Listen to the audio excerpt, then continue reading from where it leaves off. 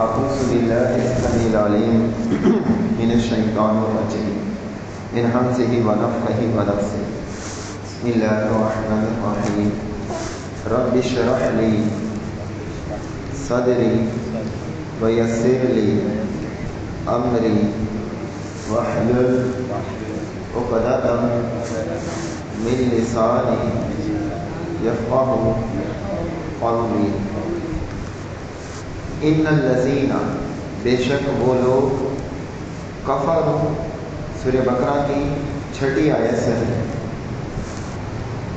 ان الذین بے شک وہ لوگ کفروا جنہوں نے کفر کیا سواء برابر ہے علیہم ان پر انذرتہم کہ آپ انہیں ڈرائیں ام لم تنذروا یا آپ انہیں نہ ڈرائیں لا یؤمنون وہ ایمان نہیں لائیں گے.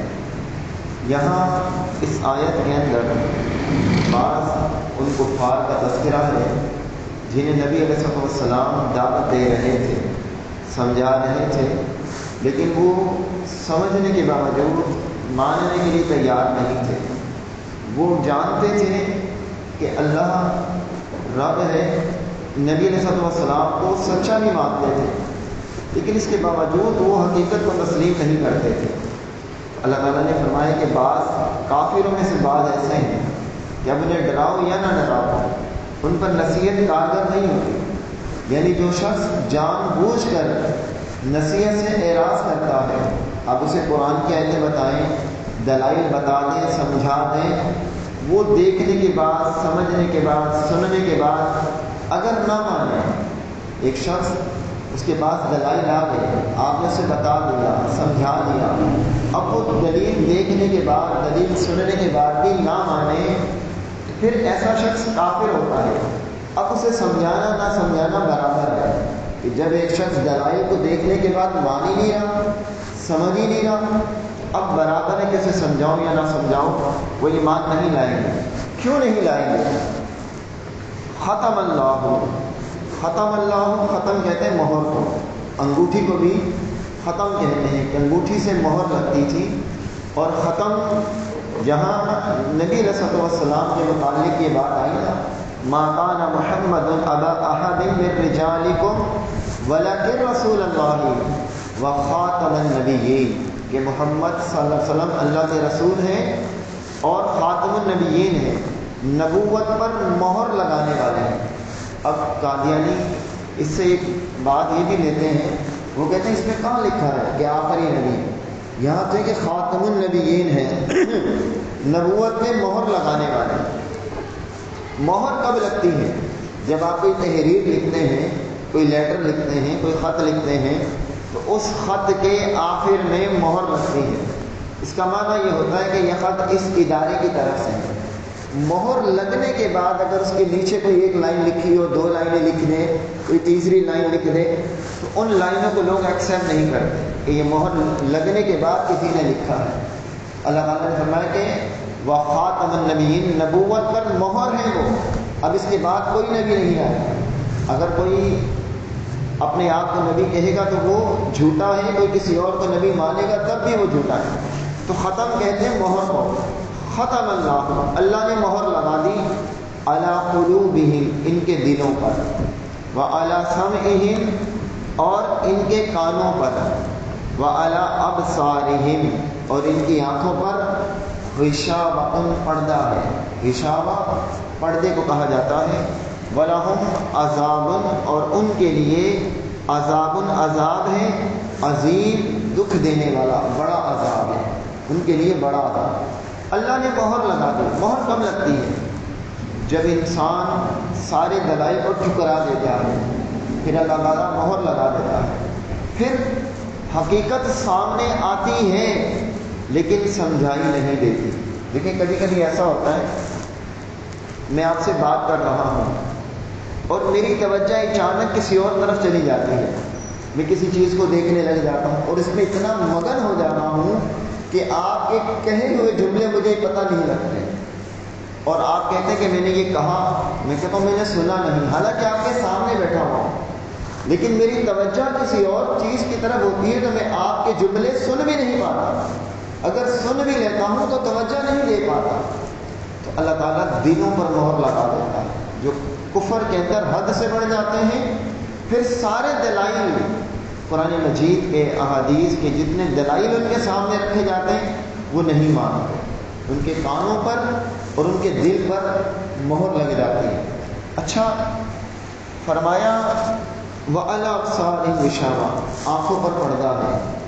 اللہ تعالیٰ آنکھوں پہ مہر نہیں لگاتا، یہ بھی اللہ کی رحمت ہے کہ اللہ تعالیٰ ایک چانس بندے کے لیے باقی رکھتا ہے کہ وہ آنکھوں سے حقائق اور دلائل دیکھے، کبھی جا کر اس کے دل میں کوئی ایسی بات، دیکھنے سے ایسی بات پیدا ہو جائے کہ وہ اللہ کی طرف آ جائے، اللہ سے ہدایت دے۔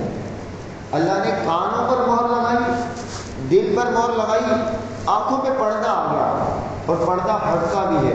حقائق کبھی کبھی سامنے آتے ہیں، جیسے ابو جہل کا بیٹا تھا، وہ ایمان نہیں لا رہا تھا، پھر جب نبی علیہ السلام نے مکہ فتح کیا، اس کا نام اکرمہ تھا، تو بھاگ کر کشتی میں سوار ہوا۔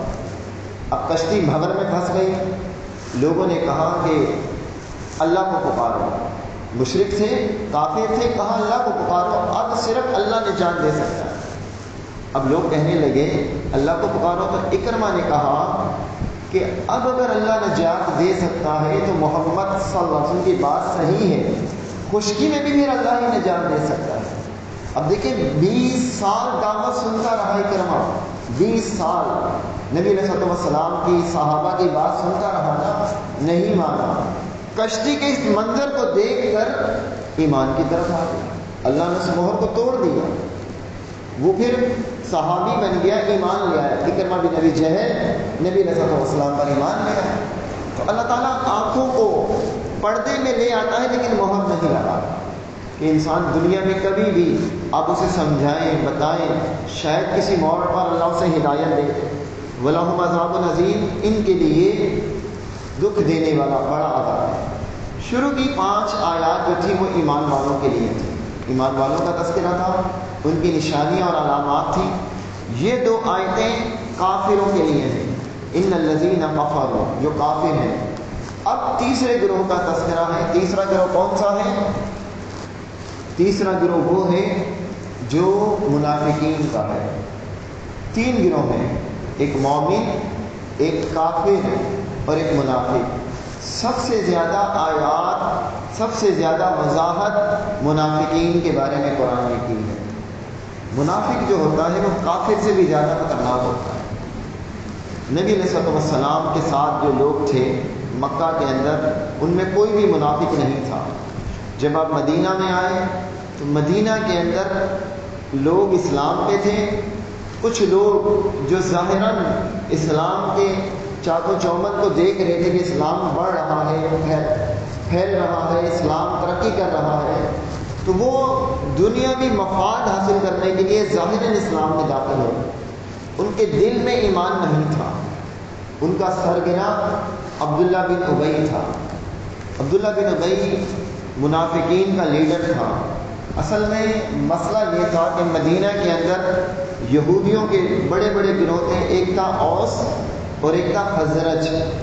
اوس اور خزرج مدینے کے یہودی تھے اور آپس میں لڑتے رہتے تھے، بہت لڑتے تھے، جنگیں کرتے تھے، قتل و غارت گیری کرتے تھے۔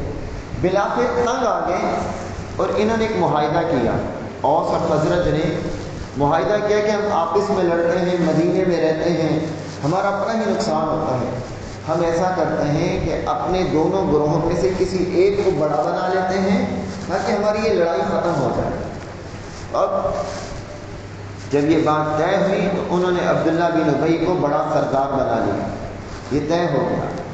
اب اس کے سر پر تاج پہنانا تھا کہ ہوا کیا، مکہ سے کچھ لوگ مدینہ کی طرف آئے جو مسلمان تھے، انہوں نے اسلام کی دعوت دینا شروع کی، اسلام آ گیا۔ اب لوگ جو اوس اور خزرج میں تھے وہ عبداللہ بن ابی کے بجائے اسلام کی طرف آنے لگے۔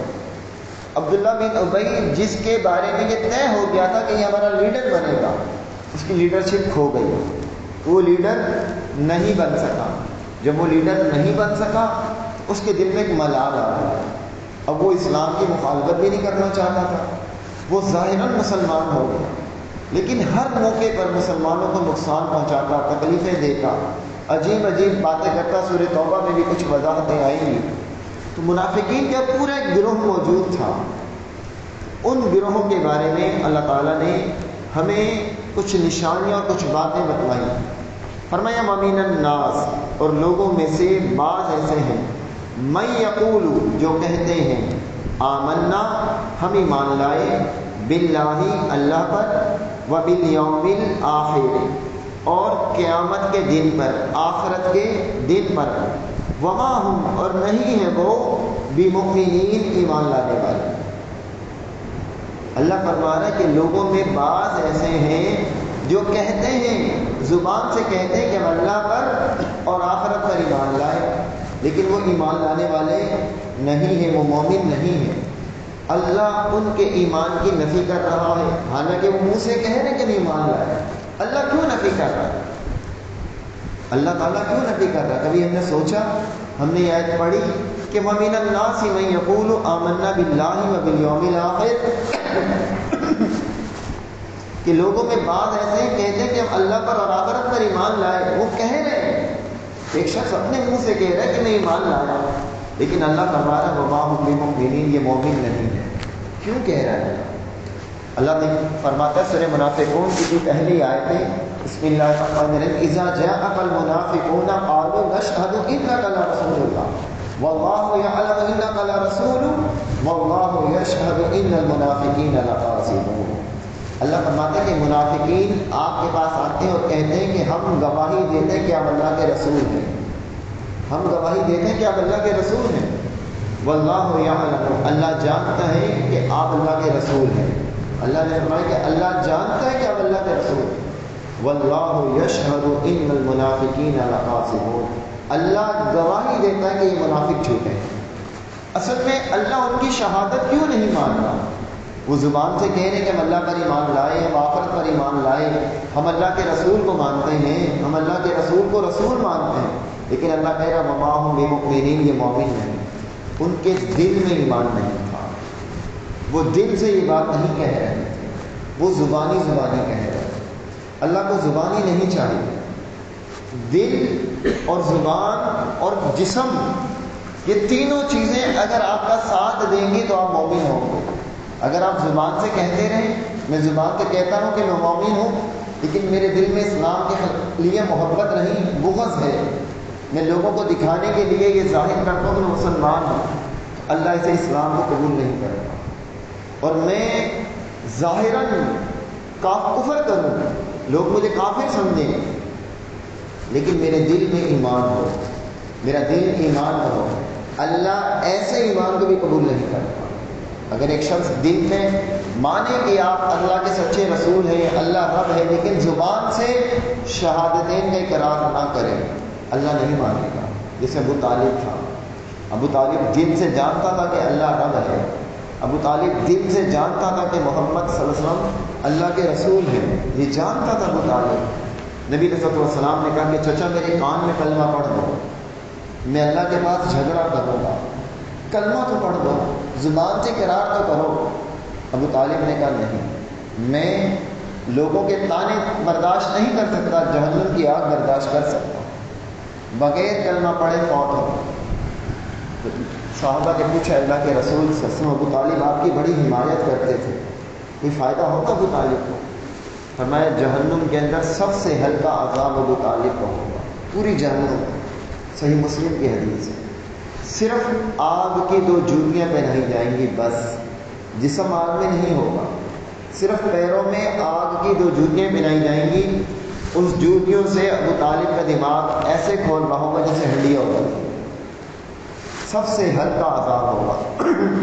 بہرحال ایمان دل کے تسلیم کرنے کا، زبان سے اقرار کرنے کا اور عمل سے ثابت کرنے کا۔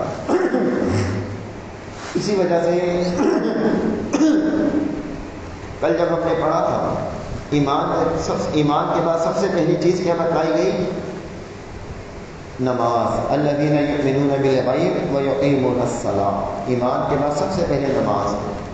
تو نماز اس بات کا عملی ثبوت ہے کہ ہم اللہ کو رب مانتے ہیں. ہم جو زبان سے اقرار کر رہے ہیں اس کی دلیل پیش کر رہے ہیں. تو یہ جو منافقین تھے ان کے دل میں ایمان نہیں تھا. ظاہراً تو تھے. اب ہم سوچیں، اپنے آپ کو چیک کریں، کہیں ہم منافق تو نہیں ہیں؟ ہمارے اندر نفاق تو نہیں ہے؟ کیا ہمارا دل ایمان پر مطمئن ہے؟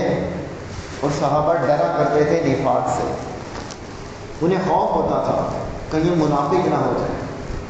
ہم بے خوف ہیں. منافقین، قرآن کہتا ہے ان المنافقین فی الدرک الاسفل من النار، منافقین جہنم کے سب سے نچلے طبقے میں ہوں. جہنم کی گہرائی 70 سال کی ہے. اوپر کچھ لوگ ہوں گے، پھر نیچے کچھ لوگ ہوں گے. اب جو سب سے نیچے ہوں گے ان کا باہر نکلنا تو ناممکن ہو جائے گا. اوپر والوں کے لیے تو کچھ چانس بن سکتا ہے، اگر ان میں ایمان ہوا تو باہر آ جائیں گے. لیکن جو سب سے نیچے ہوگا وہ کیسے باہر آئے؟ آپ اگر دکان میں کاروبار کرتے ہیں نا، آپ کوئی چیز بیچتے ہیں اور آپ کی وہ مثال کے طور پر چاول بوری میں سب سے نیچے ہیں. کوئی کسٹمر آ کر کہتا ہے مجھے نیچے سے چاول نکال کے دو، آپ کہتے ہیں نیچے والے نہیں نکلے، پوری بوری تھوڑی خالی کرو. آپ کپڑے کا تھان سب سے نیچے رکھا ہوا، اس کے اوپر 100 تھان رکھیں، گھاگ کے مجھے نیچے والا تھان دو، آپ کے ابھی نہیں ہے، ایک ہفتے بعد نیچے سے تھوڑی نکال. جو سب سے نیچے ہوتا ہے اس کا نکلنا مشکل ہوتا ہے. قرآن نے کہا ان المنافقین فی الدرک الاسفل من النار، سورہ نساء 5واں پارہ، کہ منافقین جہنم کے سب سے نچلے طبقے میں ہوں. کیوں ہوں گے ایسا؟ یخادعون اللہ، دھوکہ دیتے ہیں اللہ کو، اللہ کو دھوکہ دیتے ہیں. والذین آمنوا، اور ایمان والوں کو بھی دھوکہ دیتے ہیں. وما یخدعون، مگر نہیں دھوکہ دیتے، الا انفسہم، مگر اپنے آپ کو، اور نہیں دھوکہ دیتے مگر اپنے آپ کو. وما یشعرون، مگر انہیں شعور نہیں ہے، اس چیز کا احساس نہیں ہے. وہ بظاہر ہی کہہ رہے کہ ہم ایمان لے آئے، ایمان والوں کے سامنے اپنے ایمان کا اقرار کر رہے ہیں. اب ایمان والے سمجھیں گے کہ یہ مومن ہے. اگر کوئی ہمارے سامنے آ کر کہے گا کہ اب میں مسلمان ہوں، آخرت پر ایمان لاتا ہوں، ہم اس کے ایمان کا انکار تو نہیں کریں گے. وہ ہمیں دھوکہ دے رہا ہے. اب وہ یہ سمجھتا ہے کہ میں اللہ کو بھی دھوکہ دے رہا ہوں، میں نے ایمان کا اقرار کر لیا، میں مومن ہوں. لیکن اللہ فرماتا ہے وما یخدعون الا انفسہم، یہ اپنے آپ کو دھوکہ دے رہے ہیں، اللہ کو دھوکہ نہیں دے سکتے. وما یشعرون، لیکن انہیں شعور نہیں ہے، احساس نہیں ہے، یہ اپنے آپ کو ہی دھوکہ دے رہے ہیں. مثال کے طور پر میں گڑھا کھود رہا ہوں. اب میری سوچ یہ ہے کہ یہاں سے فلاں بندہ گزرے گا، وہ اس گڑھے میں گر جائے، اور اللہ کی پلاننگ یہ ہے کہ مجھے اس گڑھے میں گرانا ہے، مجھے اس گڑھے میں گرانا. جب گڑھا کھد جائے تو میں اس گڑھے میں گر جاؤں. میری تکلیف کی حالت کیا ہوگی کہ میں نے خود گڑھا کھودا اور خود میں گر گیا. تو ایمان والے وہ سوچ یہ رہے تھے کہ ہم منافقین سوچ یہ رہے تھے کہ ہم ایمان والوں کو دھوکہ دے رہے تھے، لیکن خود اپنے آپ کو دھوکہ دے رہے تھے کہ وہ جنت میں نہیں جائیں گے. وہ نمازیں بھی پڑھتے ہوں گے لیکن سستی کے ساتھ، وہ نیک اعمال بھی بظاہر کرتے ہوں گے، مال بھی خرچ کرتے ہوں گے ریاکاری دکھلانے کے لیے، ان کے دل میں ایمان نہیں ہے. فی قلوبہم مرض، فی قلوبہم، ان کے دلوں میں مرض، مرض تھا. فزادہم اللہ، بس اللہ نے اور بڑھا دیا. مرضن، ان کا مرض، بیماری، ان کے دل میں بیماری تھی، اللہ نے یہ بیماری اور بڑھا دی. وَلَهُمْ عَذَابٌ علیم، اور ان کے لیے عذاب ہے دردناک. علیم کہتے ہیں دردناک. عین سے علیم ہو تو اس کا مطلب ہوتا ہے جاننے والا، علم والا. الف کے ساتھ علیم ہے، علیم نہیں ہے، علیم ہے دردناک عذاب. بما کانوا، اس وجہ سے یکذبون، کے جھوٹ بولتے ہیں. ان کے دلوں میں مرض تھا، ان کے دلوں میں بیماری تھی. ان کے دل کے بال تو نہیں خراب تھے، ان کے دل کے نسیں تو نہیں بند تھیں. کون سا مرض تھا ان کے دلوں میں؟ کفر کا مرض تھا، کفر کی بیماری تھی. ان کے دلوں میں اللہ کی محبت نہیں تھی، اسلام کی محبت نہیں تھی، اسلام کی مخالفت تھی. اگر ہمارے دلوں میں اسلام کی محبت نہ ہو، قرآن کی محبت نہ ہو، اللہ کی محبت نہ ہو، اللہ کے رسولوں کی محبت نہ ہو، ہمارے دل میں کفر کا مرض ہے، اور پھر اللہ نے اس مرض کو اور بڑھا دیا اللہ نے یہ مرض اور بڑھا دیا۔ اب نتیجہ کیا ہوگا؟ وَلَهُمْ عَذَابٌ أَلِيمٌ، ان کو دردناک عذاب دیا جائے گا، بِمَا كَانُوا يَكْذِبُونَ، ان کے جھوٹ بولنے کی وجہ سے۔ کیا جھوٹ بولا تھا انہوں نے جھوٹ بولا کہ ہم اللہ پر ایمان لائے اور آخرت پر ایمان لائے، یہ جھوٹ بول رہے تھے۔ اللہ ان کے دل جانتا ہے، اللہ نے ان کے دلوں کو جان لیا کہ ان کے دل میں ایمان نہیں تھا، یہ صرف زبانی بول رہے تھے۔ زبانی بولنا اللہ کو منظور نہیں، اللہ تو دل دیکھتا ہے، دل کی کیفیت دیکھتا ہے۔ اگر دل میں ایمان ہے تو آپ کا زبانی مانا جائے گا، ورنہ لوگ تو مان لیں گے کہ آپ مسلمان ہیں، اللہ نہیں مانے گا۔ اور پھر دنیا میں بھی دیکھیں آپ، اللہ نہ کرے کسی کے سر میں درد ہو یا گردوں میں تکلیف ہو یا ٹانگ میں تکلیف ہو، انسان ان مرض کو برداشت کرتا ہے، لیکن اگر کہا جائے کسی کے دل میں تکلیف ہے تو وہ تھوڑا سا ٹینشن میں آتا ہے کہ دل کا مرض دوسرے مرضوں سے زیادہ خطرناک ہوتا ہے۔ دل کا مریض، جو کارڈیالوجی مریض ہوتے ہیں نا، وہ دوسرے مریضوں سے زیادہ خطرناک ہوتے ہیں، اس بیماری کی ٹینشن لیتے ہیں۔ تو یہ ظاہری بیماری ہے، اس کا انجام زیادہ سے زیادہ موت تک ہے، موت تک ہی ہے نا۔ کوئی بھی بیماری ہو، موت کے بعد ختم ہے انسان، بیماری تو نہیں رہتی کہ موت آ جاتی ہے۔ وہ امراض جو دل کے روحانی امراض ہیں، وہ دل کے ظاہری امراض سے زیادہ نقصان ہے۔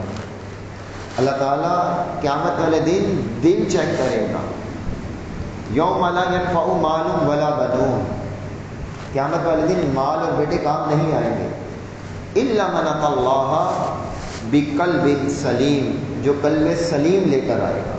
اللہ قلب سلیم دیکھے گا، قلب سلیم پاکیزہ دل، صاف ستھرا دل۔ پاکیزہ کیسے ہو؟ بیماری سے پاک ہو، دنیاوی بیماری سے پاک ہو نہیں، شرک سے پاک ہو، کفر سے پاک ہو، ریاکاری سے پاک ہو، گناہوں سے پاک ہو۔ دل میں گناہوں کی وجہ سے سیاہی آتی ہے۔ جامع ترمذی کی روایت ہے، جب بندہ گناہ کرتا ہے تو اس کے دل پر ایک نقطہ لگ جاتا ہے کالے کلر کا، وہ معافی مانگتا ہے تو وہ نقطہ صاف ہو جاتا ہے۔ اگر معافی نہیں مانگتا پھر گناہ کرتا ہے تو ایک نقطہ اور لگ جاتا ہے، پھر معافی مانگتا ہے تو صاف ہو جاتا ہے، اور وہ معافی نہیں مانگتا، گناہ پہ گناہ کرتا ہے تو دل زنگ لگ جاتا ہے۔ حالانکہ دل گوشت کا ہے نا، گوشت کا لوتھڑا ہے۔ قرآن کہتا ہے کلا بل ران علی قلوبہم ما کانوا یکسبون، سورہ مطففین کی آیت ہے۔ اللہ فرماتا ہے کہ ان پر، ان کے گناہوں کی وجہ سے ان کے دل پر زنگ چھا گیا، دل زنگ آلود ہو جاتے ہیں۔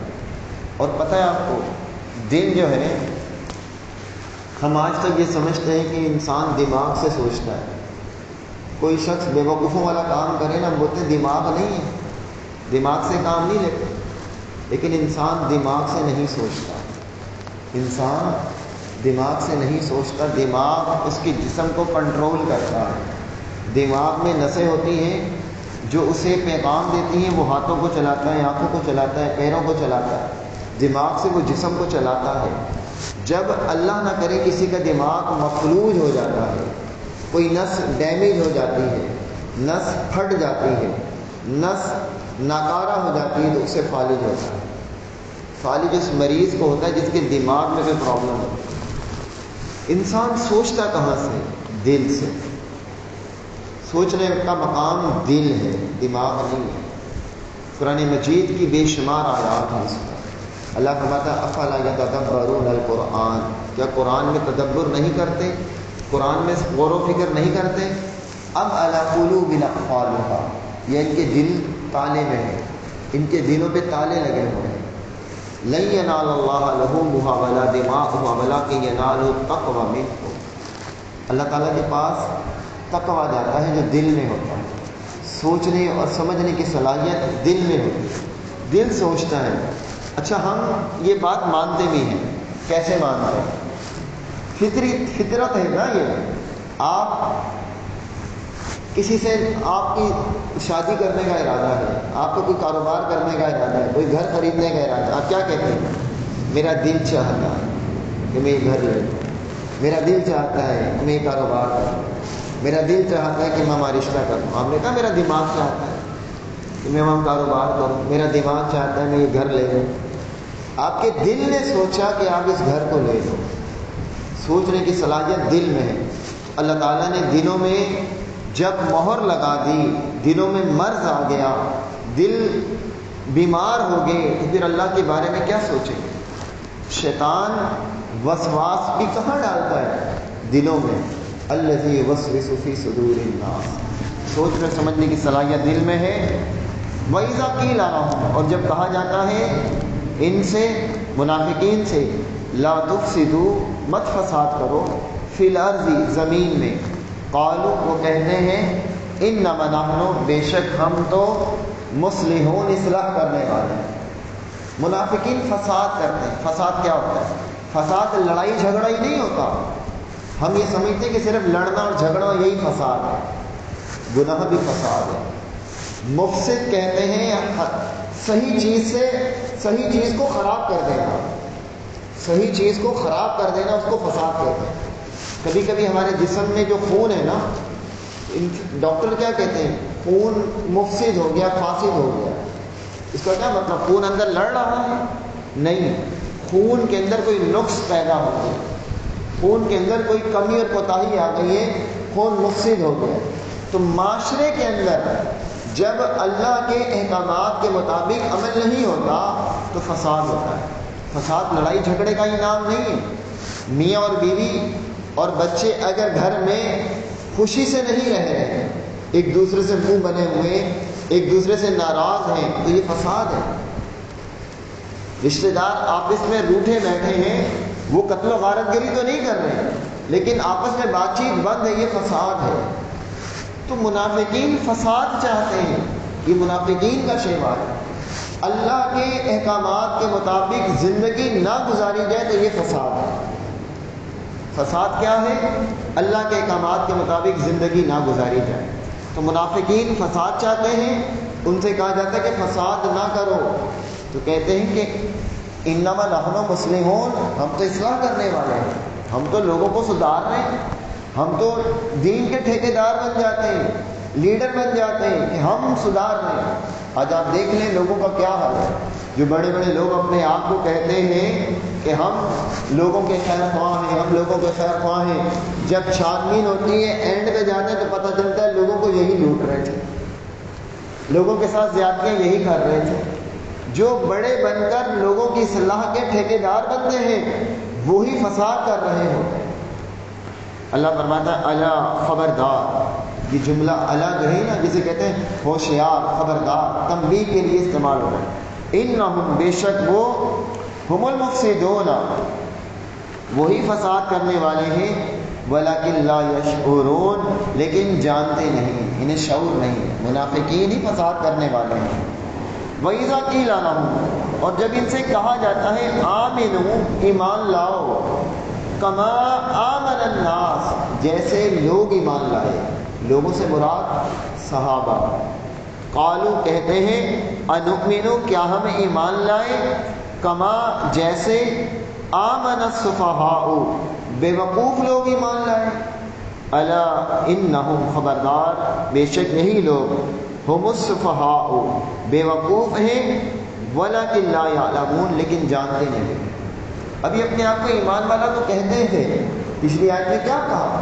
کہتے تھے ہم ایمان لائے، اللہ نے کہا کہ ان کی طرح ایمان لاؤ، صحابہ کی طرح، تو کہتے کیا بے وقوفوں کی طرح ایمان لائے؟ مرضی کا ایمان چاہتے تھے منافقین، اپنی مرضی کا ایمان چاہتے تھے۔ اللہ کیسا ایمان دلوانا چاہتا ہے؟ صحابہ کی طرح۔ فَإِنْ آمَنُوا بِمِثْلِ مَا آمَنْتُمْ بِهِ فَقَدْ اهْتَدَوْا، قیامت تک یہ اصول بتلا دیا گیا کہ صحابہ کی طرح ایمان لاؤ گے تو پھر ہدایت پر ہو۔ اب وہ صحابہ کو بے وقوف کہتے تھے، صحابہ کو بے وقوف، صحابہ کو جو برا کہے وہ منافق ہوتا ہے، یہ نفاق کی علامتیں ہیں۔ وَإِذَا لَقُوا الَّذِينَ، اور جب ملتے ہیں، الذین، ان لوگوں سے، آمنوا، جو ایمان والے ہیں، قالوا آمنا، کہتے ہیں ایمان والے۔ منافقین کی روش بتائی جائے، ایمان والوں کے پاس جاتے ہیں، کہتے ہیں ایمان والے ہیں، وَإِذَا خَلَوْا، اور جب تنہا ہوتے ہیں، خلو علیحدہ ہوتے ہیں، إِلَىٰ شَيَاطِینِهِمْ، شیطانوں کی طرف. شیطان کسے کہا گیا؟ کافروں کو. شیطان، ابلیس کو شیطان کیوں کہتے ہیں؟ شیطان وہ ہوتا ہے جو سرکش ہوتا ہے، جو باغی ہوتا ہے، اللہ کا نافرمان ہوتا ہے. ہم کبھی کبھی بچوں کو بھی کہتے ہیں یہ بچہ بڑا شیطان ہے، نہیں کہنا چاہیے. بچہ شریر تو ہو سکتا ہے، بچہ شریر ہو سکتا ہے کہ وہ تنگ کرنے والا ہے، بچہ شرارتی ہو سکتا ہے، لیکن شیطان نہیں کہنا چاہیے. شیطان وہ ہوتا ہے جو اللہ کا دشمن ہو، جو اللہ کا دشمن ہو. اور شیطان بہت سارے ہیں، شیطان ایک نہیں ہے. کبھی کبھی لوگ یہ وسوسہ بھی ڈالتے ہیں کہ رمضان میں تو شیطان بند ہوتا ہے، پھر آپ کو گمراہ کون کرتا ہے؟ تو رمضان میں بڑے بڑے شیاطین بند ہوتے ہیں. شیطان بہت سارے ہیں. جو اللہ کا نافرمان ہے وہ شیطان ہے، جو اللہ کے دین کا باغی وہ شیطان ہے. یہاں اللہ نے کافروں کو شیطان کہا کہ منافقین جب مومنوں کے پاس آتے ہیں کہتے ہیں ہم تمہارے ساتھ ہیں. وَإِذَا خَلَوْا إِلَىٰ شَيَاطِینِهِمْ، جب اپنے شیطانوں کے پاس جاتے ہیں، یعنی کافروں کے پاس جاتے تھے، کہتے تھے قَالُوا إِنَّا مَعَكُمْ، ہم تمہارے ساتھ. یہ منافق کی روش ہوتی ہے. جس محفل میں بیٹھتے ہیں اسی کا ہو جاتا ہے. مومن ایسا نہیں ہوتا، ہر رنگ میں نہیں رنگا جاتا. مومن اللہ کے لیے خالص ہوتا ہے. وہ ایسا نہیں ہوتا کہ منافقین کی مجلس میں، کافروں کی مجلس میں، یورپ میں گیا تو اسی رنگ میں ڈھل گیا، مکہ میں گیا تو اس رنگ میں ڈھل گیا. یہ تو نفاق کی علامت ہے. مومن کہیں پر بھی ہو وہ نظر آتا ہے کہ یہ مومن ہے. وہ ایسا نہیں کہ مومنوں کے پاس آئے تو مسلمان لگے، کافروں کے پاس جائے تو کافر لگے. یہ تو منافقین کا شیوا تھا کہ ایمان والوں کے پاس آتے تو کہتے ہم تمہارے ساتھ ہیں، اور شیطانوں کے پاس جاتے، کافروں کے پاس جاتے تو کہتے انما معکم، ہم تمہارے ساتھ ہیں. اگلا جملہ کیا ہے؟ انما نحن مستہزئون، کہتے ہم تو ان سے مذاق کرتے ہیں، ہم تو مسلمانوں سے مذاق کرتے ہیں، ہم تمہارے ساتھ ہی ہیں، مسلمانوں کو بے وقوف بناتے ہیں. اللہ نے فرمایا اللہ یستہزئ بہم، اللہ مذاق کرتا ہے ان سے. یہ کیا مذاق کرے گا؟ اللہ مذاق کرتا ہے ان سے. وَيَمُدُّهُمْ، اور سرکشی کے اندر، طغیانی کے اندر، فی طغیانہم، ان کو طغیانی میں چھوڑ دیتا ہے. یعمہون، یہ بھٹکتے پھرتے ہیں. یہ اللہ سے کیا مذاق کریں گے؟ اللہ ان سے مذاق کرتا ہے. امام ابن کثیر رحمہ اللہ اس طرح کی روایتوں سے ثابت کرتے ہیں کہ منافقین کو قیامت والے دن لایا جائے گا اور ان سے کہا جائے گا کہ جنت میں چلے جاؤ. پھر جنت کا راستہ انہیں بھلا دیا جائے گا کہ جنت میں داخل نہیں ہو سکے. اب انہیں بابر کرایا جائے گا کہ دنیا میں جیسے تم مومنوں سے مذاق کرتے ہو، آج تمہارے ساتھ مذاق کیا. لیکن آپ پریشان ہو کسی معاملے میں، آپ کو ضرورت ہے 2000 روپے کی اور آپ سخت پریشان ہیں. آپ کسی سے کہیں کہ مجھے 2000 روپے چاہیے، وہ کہیں کہ ہاں آ جانا میں آپ کو دے دوں گا. آپ مطمئن ہو جائیں گے. جب آپ رات اس کے پاس جائیں پیسے لینے کے لیے، بولے میں نے تو مذاق کیا تھا، اس وقت آپ کی حالت کیا ہو؟ تو منافقین سے اللہ مذاق کرتا ہے. جو لوگ مومنوں سے مذاق کرتے ہیں اللہ ان سے مذاق کرے گا. انشاءاللہ باقی اگلی کلاس میں پیر والے دن پڑھیں گے. یہ ان کی اور بھی کچھ صفات ہیں منافقین کی. اللہ تعالیٰ نے سب سے زیادہ طویل باتیں ان کی بیان کی کہ ان کرداروں سے اپنے آپ کو بچانا ہے. اللہ تعالیٰ مجھے بھی اور آپ سب کو بھی جو کچھ پڑھا اور سنا ہے اخلاص کے ساتھ عمل کی توفیق عطا فرمائے. کوئی بات یا سوال آپ کے ذہن میں ہو تو آپ پوچھیں. اسے آپ اگر گھر جا کے ترجمے سے پڑھیں نا ایک دو بار تو آپ کو یاد رکھیں، کیونکہ جیسے ہم پڑھ رہے ہیں ہمارے دماغ میں ترجمہ بیٹھ رہا ہے. انشاءاللہ آپ ایک آدھ دفعہ مسجد میں بیٹھ کے پڑھ لیں، موقع ملے تو انشاءاللہ جب 4-6 پارے آپ کے ہو جائیں گے تو آپ قرآن پڑھیں گے تو آپ کو سمجھ میں آنے لگے. اور یہی ہوتا ہے. آپ نے عرب کے قاریوں کو دیکھا جب وہ تلاوت کرتے ہیں تو روتے ہیں. کیوں روتے ہیں؟ قرآن سمجھ میں آتا ہے. آپ عربی نہیں بھی ہیں نا، جب آپ کو سمجھ میں آئے گا تو آپ روئیں گے. اللہ تعالیٰ 7ویں پارے کی پہلی آیت اللہ فرماتا ہے وَإِذَا سَمِعُوا مَا أُنزِلَ إِلَى الرَّسُولِ تَرَىٰ أَعْيُنَهُمْ تَفِيضُ مِنَ الدَّمْعِ. حبشہ کے اندر جو لوگ تھے نا، حبشی بادشاہ جو تھا نجاشی، اس نے جب قرآن سنا تھا نا، نجاشی نے جب قرآن سنا تو اس کی آنکھوں میں آنسو آ گئے تھے.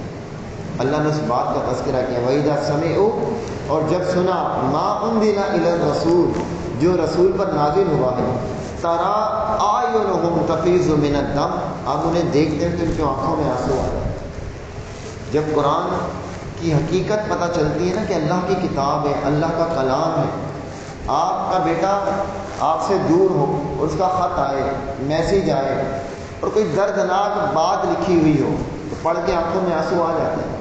ہم تو عجیب قوم ہے، ڈرامے بھی دیکھتے ہیں تو ہماری آنکھوں میں آنسو آ جاتے ہیں، اور حقیقت میں ہم قرآن سن کر، قرآن سمجھ کر نہیں روتے۔ تو اللہ کے ڈر سے اگر یہ آنسو نکل آئے نا زندگی میں کبھی، اللہ اس شخص کو جہنم میں داخل نہیں کرے گا۔ قرآن آنسو کب نکلتے ہیں؟ جب قرآن سمجھ میں آتا ہے، جب قرآن سمجھ میں آ رہا ہو نا، جب آنسو نکلتے ہیں کہ اللہ کہہ رہا ہوں۔ ایک آیت بھی انسان اگر رک جائے کہ یا ایھا الانسان ما غرک بربک الکریم، اے انسان اللہ کریم کے بارے میں کس نے دھوکہ دیا، کس چیز نے دھوکے میں ڈالا۔ اب اس آیت کو انسان بار بار پڑھتا ہے اور سوچتا رہے کہ کہاں اللہ کی مخالفت کر رہا ہے۔ انشاءاللہ یہ وقت بھی آئے گا کہ قرآن ہمیں سمجھ میں آنے لگے گا۔ اللہ تعالیٰ ہم سب کو توفیق دے کہ بعد یہ سوالات کے ذہن میں ہو تو آپ پوچھ دعا پڑھیں۔ سبحانک اللہم و بحمدک اشہد ان لا الہ الا انت استغفرک و اتوب الیک۔